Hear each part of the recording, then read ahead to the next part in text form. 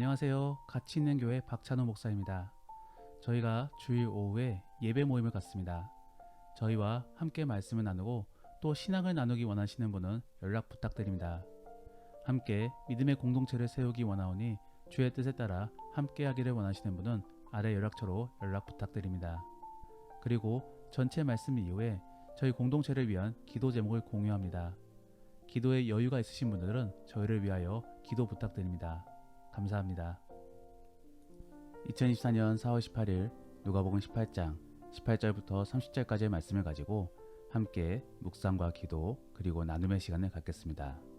먼저 오늘 본문 말씀부터 함께 듣겠습니다. 어떤 관리가 물어 이르되 선한 선생님이여, 내가 무엇을 하여야 영생을 얻으리이까? 네가 어찌하여 나를 선하다 일컫느냐?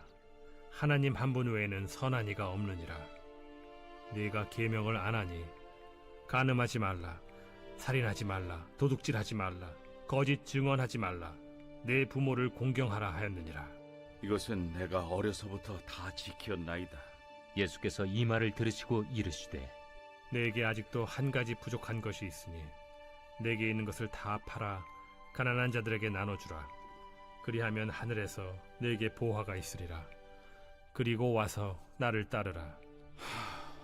그 사람이 큰 부자이므로 이 말씀을 듣고 심히 근심하더라. 예수께서 그를 보시고 이르시되 재물이 있는 자는 하나님의 나라에 들어가기가 얼마나 어려운지, 낙타가 바늘기로 들어가는 것이 부자가 하나님의 나라에 들어가는 것보다 쉬우니라 하시니 듣는 자들이 이르되 그런즉 누가 구원을 얻을 수 있나이까? 무릇 사람이 할 수 없는 것을 하나님은 하실 수 있느니라. 베드로가 여짜오되 보옵소서, 우리가 우리의 것을 다 버리고 주를 따랐나이다. 내가 진실로 너희에게 이르노니 하나님의 나라를 위하여 집이나 아내나 형제나 부모나 자녀를 버린 자는 현세에 여러 배를 받고 내세의 영생을 받지 못할 자가 없느니라.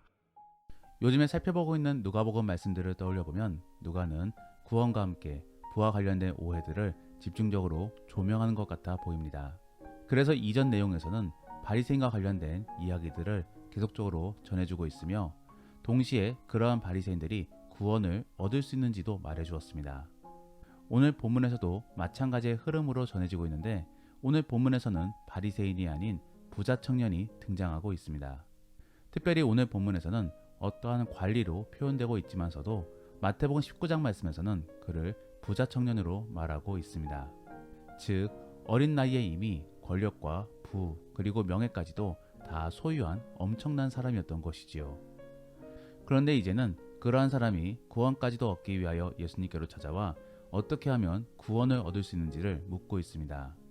그리고 여기에 대해 예수님은 답을 전해주고 계십니다. 하지만 그 부자 청년은 그 대답이 부담스럽게 여겨져 곧 자리를 떠나게 됩니다. 결국 구원 얻음에 있어 실패한 경우인 것이지요. 그러면서 예수님께서는 제자들에게 왜 그 부자 청년이 구원을 얻을 수 없었는지를 말씀해주고 계십니다. 저는 오늘 본문 말씀을 바라보며 예수님이 부자 청년에게 시험을 준 것이라고 생각되어집니다. 그러므로 예수님께서는 그 청년이 떠난 직후에 제자들에게 이와 관련된 리뷰를 들려주고 계신 것입니다. 그러므로 저는 오늘 본문 말씀을 통하여 부자 청년의 모습을 살펴보며 우리의 모습을 되돌아보기를 원합니다. 물론 우리들은 이미 구원을 다 받았을 것입니다. 하지만 그럼에도 불구하고 우리는 여전히 구원의 완성 과정 속에 머물러 있습니다. 그러므로 계속적으로 하나님께 다가가고 있고 또 그 안에서 시험을 받으며 그리고 정말로 그 시험에서 통과되었다라고 한다면은 이제는 그 결과로 축복을 얻고 누리고 있는 것입니다. 그러므로 저는 그러한 과정들을 살펴보면서 지금의 우리가 어떠한 과정 속에 머물러 있고 또 어떠한 노력을 기울여야 되는지를 함께 생각해 볼 수 있기를 원합니다. 첫 번째는 호기심의 단계입니다. 이것은 부르심의 단계와 마찬가지인 것인데 하나님께서는 우리를 부르시기 위하여 우리의 마음 가운데 호기심을 불러일으켜 주십니다. 그래서 우리는 그에 대해 반응하고 교회를 찾으며 또 말씀을 들어보는 것입니다. 오늘 본문 속에서의 부자 청년의 경우는 영생에 대한 호기심을 갖게 되었습니다. 그러므로 그는 그 유명한 예수님께로 찾아가 물어봤던 것입니다. 다만 그는 예수님을 구원주로서 찾은 것이 아니라 그저 유명한 랍비로서 그에게 묻고자 했던 것입니다. 그러므로 그는 예수님을 불러 선한 선생님이여 라고 불렀던 것이지요. 어쨌든 구원 이야기의 시작은 이렇게 호기심 및 관심으로 시작되어집니다. 우리도 보통 교회를 다니거나 혹은 믿음을 갖게 된 계기들을 생각해보면 대부분이 권위에 의한 호기심 혹은 개인적인 관심으로부터 일이 시작되어집니다. 거기서부터 발전하여 믿음이 이어지게 되는 것이지요. 그러면 믿음이 생겼으면 그때부터 관심은 끝나는 것이냐? 그렇지 않습니다. 그때부터 더욱더 하나님에 대한 관심을 갖게 되는 것입니다. 그래서 우리는 뜨거운 사랑 속에 훈련에도 참여해보게 되고 또 교육도 들어보게 되는 것입니다. 그리함으로 더욱더 주를 알아가고자 노력하는 것이지요. 사실 주의 말씀 한 번만으로는 하나님을 알아가고 주의 뜻을 깨우치기에는 한계가 있습니다. 더불어 잠깐 동안 듣는 말씀에서는 많은 것을 얻어가기에는 한계가 있는 것이지요.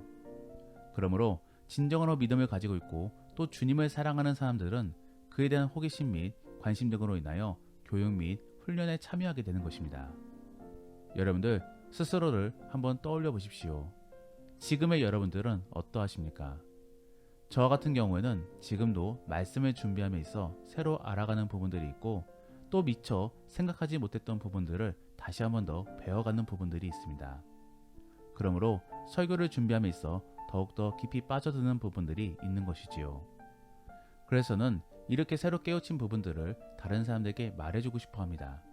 이것이 바로 목사로서의 소명이며 제가 아직까지도 목사로 살아가야 되는 이유인 것이지요.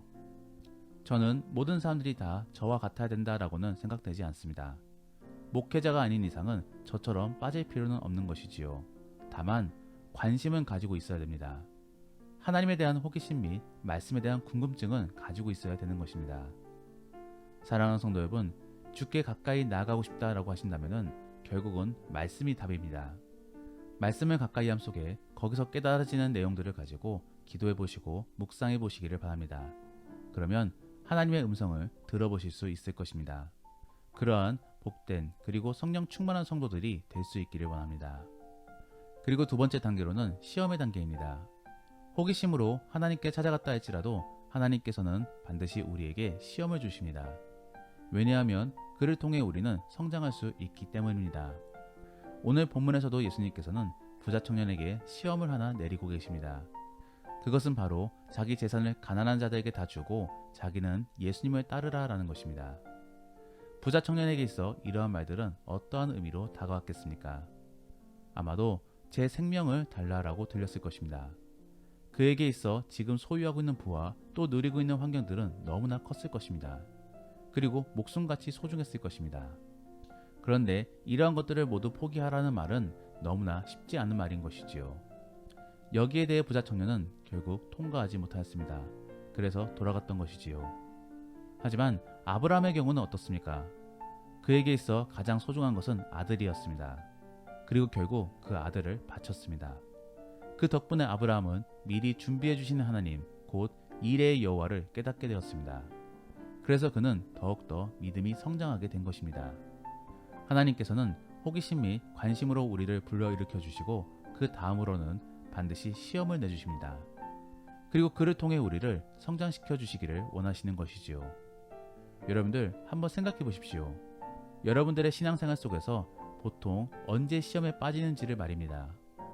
아마도 열심을 내기 시작하면서부터 이상하게도 관계에 대한 어려움을 갖게 되거나 혹은 이상하게도 상황적인 어려움들을 겪을 때가 있을 것입니다. 이 모두가 다 우리를 성장시키기 위한 하나님의 인도하심인 것이지요.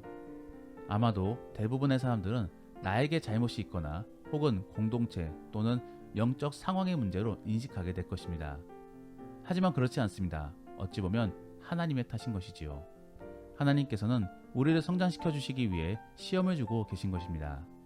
그리고 우리는 여기에 대해 극복하고 이겨내야 되는 것입니다. 그러면 어떻게 말입니까? 오늘 본문 속에 부자 청년이나 아브라함의 경우를 떠올려 보면은 결국 자기에게 있어 가장 소중한 것을 내려놓아야만 되는 것입니다. 그러므로 어쩌면 물질일 수도 있고 또 한편으로는 자존심일 수도 있습니다. 또 그도 아니면 관계일 수도 있는 것이지요. 사랑하는 성도 여러분, 그러한 것들을 내려놓음으로 하나님의 인도하심을 경험해 보시기를 바랍니다. 그러므로 예수님께서는 오늘 본문에서도 다 내려놓고 나를 따르라 라고 말씀해 주고 계시는 것입니다. 그래서 구원받음에 있어 마지막 단계는 내려놓음입니다. 우리는 이러한 내려놓음 속에서 죽을 것 같은 힘든 체험을 경험한 이후에 다시 하나님이 우리를 살리시고 채워주시는 일을 경험해야 되는 것입니다. 그래서 한번 생각해 보십시오. 하나님께서 왜 이스라엘 사람들에게 광야로 가라 라고 말씀해 주시는지를 말입니다. 결국 부족한 광야 속에서 죽음을 체험하고 또 하나님의 채워주심을 경험하기 위함인 것입니다. 결국 하나님을 경험하기 위해서는 먼저 우리가 내려놓을 수 있어야 되는 것입니다. 사실 이 내려놓음이라는 것은 말처럼 쉬운 것이 아닙니다. 정말로 고통스러운 것이지요. 하지만 생각해 보십시오. 우리가 예수님을 따르기 위해서는 결국 자기 십자가를 짊어져야 됩니다. 그 말인즉슨 내려놓음이라는 고통을 감당해야 된다라는 것입니다. 그러므로 우리는 그 내려놓음을 감당해야 될 것입니다. 그래서 저와 같은 경우는 자존심을 내려놓고자 많이 노력하고 있습니다. 주변의 시선을 바라보지 않으려고 하고 있고 또 온전히 주님만 바라보려고 하고 있는데 그래도 여전히 종종 실패하며 또 내 안에 분노가 드러나고 있는 상황인 것입니다. 결코 쉽지 않습니다.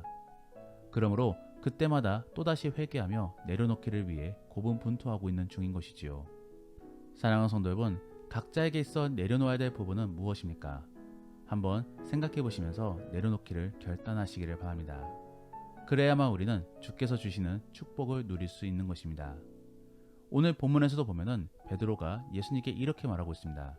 28절 말씀에 보십시오, 우리가 우리의 것을 다 버리고 주를 따랐습니다. 그러자 예수님께서는 뭐라고 답해 주십니까? 30절 말씀에 현세에 여러 배를 받고 내세에 영생을 받지 못할 자가 없느니라 라고 답해 주고 계십니다. 여기서 내세의 영생은 나의 구원을 의미합니다. 그리고 현세의 여러 배는 나만이 구원을 얻는 것이 아닌 내 주변의 사람들에게도 그러한 구원의 여파가 흘러간다라는 말인 것입니다. 즉, 내 주변에게도 복음이 전해져 예수를 믿을 수 있는 기회가 생긴다라는 것입니다. 실제적으로도 보면은 내려놓음 속에 우리는 아마도 주변에 선한 영향력을 미칠 수 있을 것입니다. 아마도 주변 사람들은 우리의 바뀐 모습을 바라보면서 의아해할 수 있고 또 신기해하며 관심을 가질 수 있습니다. 더불어 내가 믿는 예수님을 믿어보고 싶은 마음을 가질 수도 있습니다. 그러면서 우리는 복음의 통로의 역할을 감당하게 되는 것입니다. 결국 나의 내려놓음 속에 나뿐만 아니라 내 주변에게도 구원의 향기가 퍼지게 되는 것입니다. 그러면 그러한 과정 속에 우리는 우리의 사명을 다하게 되는 것이지요. 사랑하는 성도 여러분, 내려놓음 속에 받은 사명을 잘 감당할 수 있기를 원합니다. 그래서 하나님께 칭찬받을 수 있는 종이 될 수 있기를 원합니다. 말씀을 정리합니다. 오늘은 부자 청년을 통한 구원을 얻는 혹은 성화의 과정들에 대해 함께 생각해 보았습니다. 우리는 하나님의 부르심에 따라 호기심이 관심을 갖게 됩니다. 그러면 당연히 반응하게 되겠지요. 거기에 따라 우리는 주를 믿고 또 찾을 수 있게 되는 것입니다. 그러면 하나님께서는 시험을 통해 믿음의 성장을 도모시켜 주십니다. 그랬을 때 우리는 내려놓음을 통해 잘 통과해야 되는 것입니다. 그리고 정말로 만일 그렇게 잘 통과되었다라고 한다면은 그때부터 우리는 주가 주시는 축복 속에 받은 사명을 잘 감당하게 되고 또 누릴 수 있게 되는 것입니다. 사랑하는 성도 여러분, 정말로 그러한 모습 속에 하나님께 쓰임받을 수 있기를 원합니다. 정말로 그렇게 주님께 쓰임받아 칭찬받을 수 있는 복된 그리고 가치 있는 우리 모든 성도님들이 될 수 있기를 원합니다. 기도하겠습니다. 우리가 오늘 말씀을 생각하시며 함께 기도하기 원하는 것은 하나님, 우리를 불러주셔서 감사합니다. 더욱더 주를 깊이 알아감으로 주를 기쁘게 할 수 있는 우리가 될 수 있게 하여 주옵소서. 그리고 주가 주시는 시험에 대하여 내려놓음으로 잘 이겨내게 하시고 잘 통과하여 이제는 축복을 누리는 자가 될 수 있게 하여 주옵소서라고 함께 기도하겠습니다.